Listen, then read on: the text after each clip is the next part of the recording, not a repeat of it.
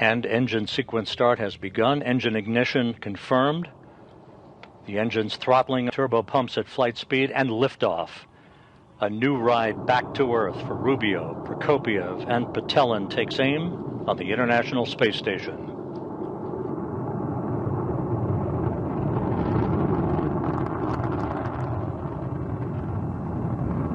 "20 seconds into the flight, roll program confirmed.